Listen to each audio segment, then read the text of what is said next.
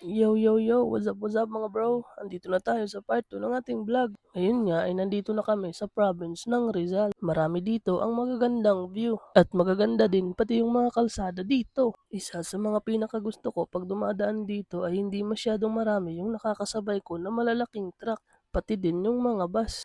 Kasi kadalasan yung mga truck at mga bus na malalaki ay doon dumadaan sa Laguna, doon sa may San Pablo. Kadalasan, ang tawag ng mga rider sa dinaraanan natin ay backdoor o backdoor route. Kasi nga, dito tayo sa kabila dumaraan. Pero kahit nga backdoor route to, ikita nyo naman, malalawak yung mga kalsada at wala din ditong mga lubak. Dito pala sa province ng Rizal, ang pinaka-paborito ko na dinadaanan kasi dito makikita yung windmills na nasa Pililya. Kaya let's go, i-enjoy muna natin yung view dito sa probinsya ng Rizal.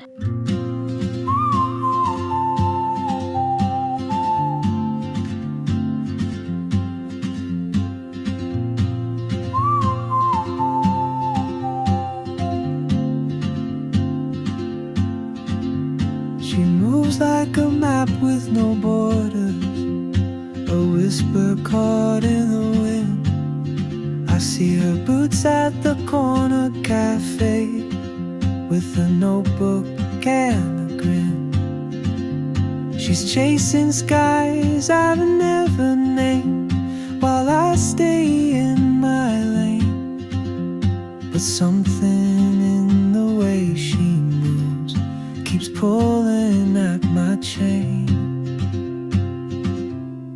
Oh, traveler, you carry the sun in your stride, leaving behind what I hold inside. If I don't ask your name today, I may never get the chance to walk beside your wandering dance.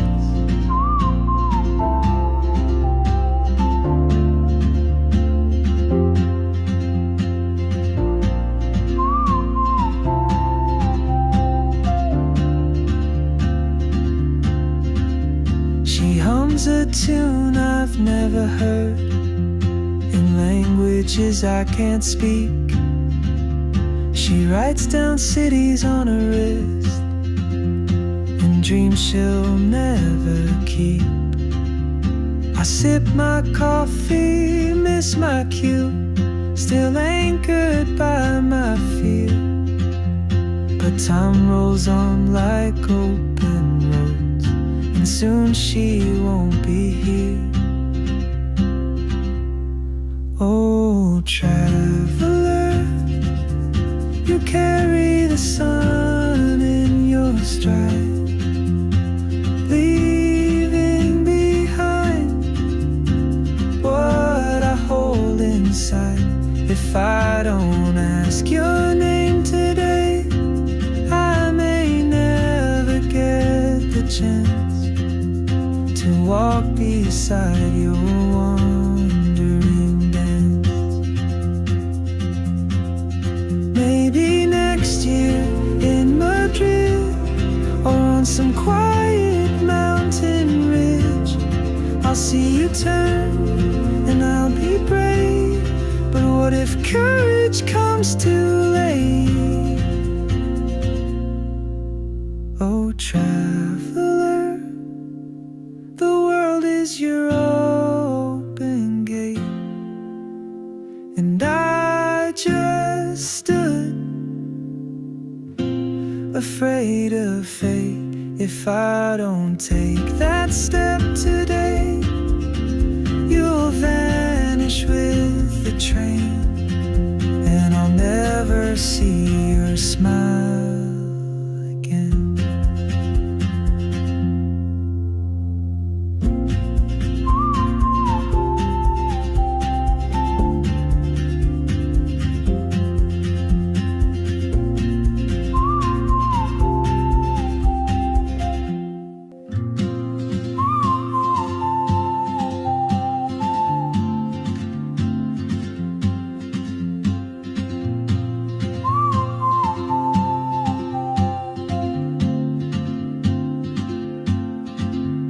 She moves like a map with no borders. A whisper caught Dito sa part na to ay nakaramdam kami ng uhaw dahil parang ang sasarap ng mga palamig na tinda dito at ang colorful pa. Kaya nag-stop muna kami dito ni Ate Milan at ayun na nga, si Ate Milan ay bumibili na. Iba-iba pala yung presyo ng mga tinda nila. May 10 pesos, may 20, pero yung binili namin ay yung tig 10 pesos lang. Kasi nga nagtitipid kami. Tignan natin yung lugar na to. O diba? Marami yung tinda dito mga prutas at marami din yung mga bumibili. Ito nga pala yung itsura ng 10 pesos. Masasabi ko namang sulit na sulit. Tignan mo, maraming halo yung fruit salad juice. Halos lahat ng tinda nilang prutas ay hinalo dyan. Kaya sulit na sulit. Alam nyo ba yung pangalan ng lugar na to? Kung alam nyo ay pa-comment naman sa baba. Nang maubos nga namin yung tig 10 pesos ay bumili ulit kami kasi medyo nakakabitin. Sulit din naman kasi dahil marami ka nang makukuhang vitamin at ito na nga yung binili namin. O diba? Tsura pa lang, mapapainom ka na talaga. Pagkatapos ng maikling pahinga ay diretso na tayo agad. Biyahin na ulit para makarating na sa Samar. At dito nga ay nakarating na tayo sa arko ng Pililya. Sa ark pa lang nila ay makikita mo na yung pinagmamalaki nila ditong windmill. Target talaga sana namin pumunta sa windmills. Ang problema lang, tignan nyo, mukhang uulanan na kami sa biyahe. Kaya sa susunod na lang kami pupunta. Ayaw din kasi naming abutan ng gabi dito sa backdoor. Ito na yung sinasabi ko ng mga sulit na view. Tignan mo naman ang gaganda ng mga puno at ang ganda din ng kalsada. Dito mo lang yan may experience sa Rizal. Para mas ma-enjoy natin yung view, back to sound trip na tayo mga bro. Let's go! she won't be here. Oh, traveler, you carry the sun in your stride, leaving behind what I hold inside. If I don't ask your name today, I may never get the chance to walk beside your wandering dance. Maybe next year in Madrid or on some quiet mountain ridge, I'll see you turn and I'll be brave. But what if courage comes too late?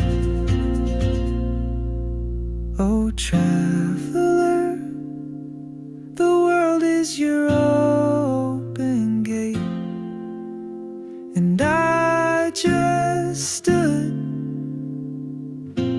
afraid of fate.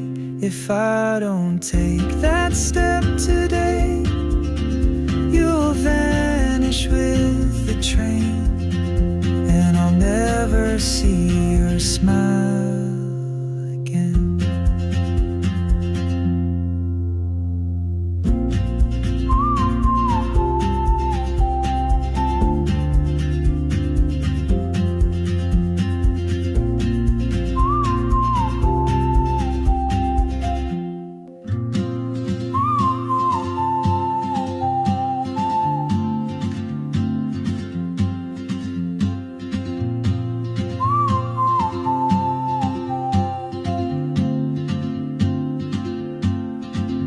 She moves like a map with no borders, a whisper caught in the wind.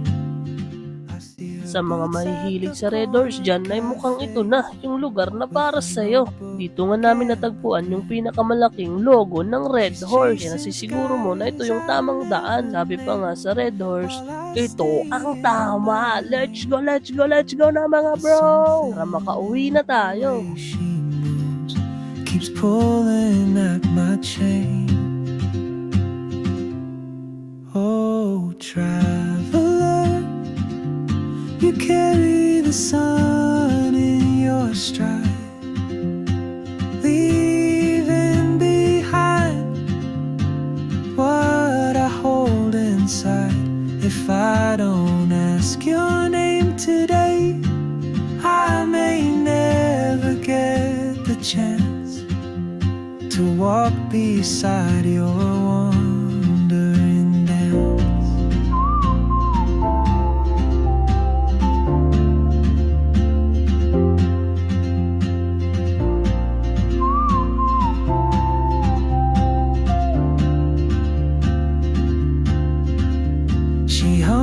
tune I've never heard. Sa lugar na to ay medyo nakikita na yung mga windmill. Ayan no, diba? Medyo maliit pa siya tignan dito, pero malapit-lapit na to. Para sa akin, napakasulit na niyan kasi hindi naman everyday nakakakita tayo ng mga ganyan. At dito nga ay nakakita kami ng isang view deck na nasa tabi lang ng highway. Kaya pumunta na agad kami ni Ate Milan para mag-picture-picture. 10 pesos nga pala per head yung bayad dito. Sulit na din at para makapagpahinga konti. Tignan nyo naman yung view. Yan yung Laguna Lake. O diba, ang ganda at ang lawak. Kaya masasabi ko na sulit din talaga yung 10 pesos na babayaran mo. Kaya kung dumaan kayo dito, edi wag na kayong magdalawang isip kasi maganda dito. Mai-enjoy mo talaga yung 10 pesos na ibabayad mo at lalo na yung view. Nakaka-relax din magpahinga dito. At safe pa dahil may bantay. Nandito sa first floor. Sa mga naglulong ride dyan, huwag niyong kalimutan ng magpahinga. At syempre, huwag din kakalimutan ang kumain sa tamang oras para maiwasan ang overfatigue dahil sa mahabang oras na pagdadrive. Napakahirap din mag-drive kapag gutom tayo dahil masakit sa ulo. At lalo na kapag nagdadrive tayo at nakakaramdam ng antok, pwede ka namang umidlip sandali at magpahinga ng konti at gawin mo yung mga ganito para ma-enjoy mo din yung paglalakbay mo, diba? Kaya tara na, explore na natin yung lugar na to o punta na daw tayo sa taas, sabi ni Kuya G. Pero hindi ko alam kung sigurado ba siya na dyan na yung daan pataas. Kasi tignan nyo siya, kung saan saan lang lumilito at kung saan saan lang din tumitingin. Pero mukhang nahanap niya na yung tamang landas. Kaya let's go na daw mga pre, let's go na. Mukhang nawawala na si Kuya G. Ay andun na pala siya, naglalakad pataas. Kung mapapadaan kayo sa lugar na to, ay sulitin nyo na at dumaan na rin kayo dito. Hindi kayo magsisisi dahil maganda sa lugar na to. Ito yung pinakagusto ko sa part kapag nagmumotor ako. Kasi kahit saan, kahit kailan, ay pwede kong piliin kung saan ako pupunta at magpapahinga. Hindi kagaya kapag nakasakay lang ako sa bus na kung saan lang siya makakapag-stop over ay dun lang ako makakapagpahinga. At dun lang din ako makakakain. Ito talaga yung perks ng nakamotor, o diba? Enjoy na enjoy ni Ate Milan yung view. A whisper caught in the wind. I see her boots at the corner cafe with a notebook and a grin. She's chasing skies I've never named while I stay in my lane. But something in the way she moves keeps pulling at my chain. Oh, traveler, you carry the sun in your stride, leaving behind what I hold inside. If I don't ask your name today, I may never get the chance to walk beside your one. Hanggang dito muna tayo para sa part 2 ng video natin. Yo na daw sabi ni Ate Milan. Salamat sa panonood ng mga videos natin. Kuya G Diaries.